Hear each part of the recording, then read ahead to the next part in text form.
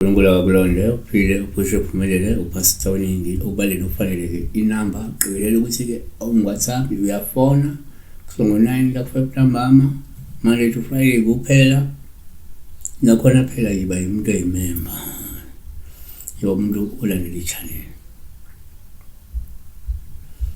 Ntombi ine Mhlongo ngilibulele ephusheni ixoxo nganarabheka phezulu akabingeleli akaceli nokho kodwa-ke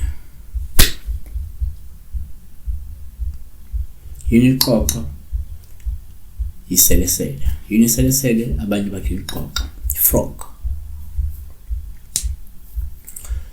one ngokwesintu uma uphupha-ke ixoxo kuwuphawu oluhle uma ulibulele ngoba lusho kungenzeka usuke ukhonisa ukunqoba imizamo yesitha yokushaya ngesichitho noma ukugadla ngesichitho. It depends ukuthi usenza yiphi indlela uyichaza wena kodwa ubukhonyiswa la ukunqoba okwenzekile kunqotshwa imizamo yesitha yokushaya ngesichitho. Two kwesinye isikhathi omunye umuntu angabeka kanje uma uphe ixoxo upha uluhlu olubulele nobulala lokusho ukuthi-ke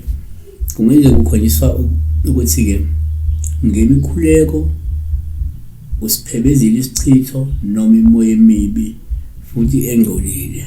uma ukuthi kade ukukhulekela ukuphulukiswa nokunqoba igadlo komuntu iphupho lingafika leli kanti ubambe isizilo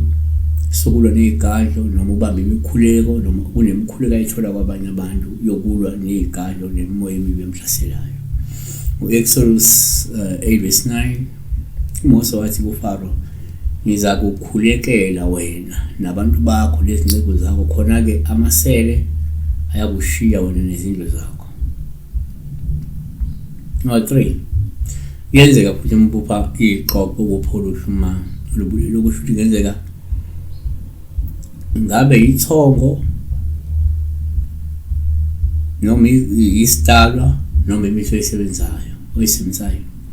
iyona-ke ekelekelelayo noma ekulekelelile wanqoba isichitho ekade sikhaqile ngoba umunye kungenzeka vele uyafutha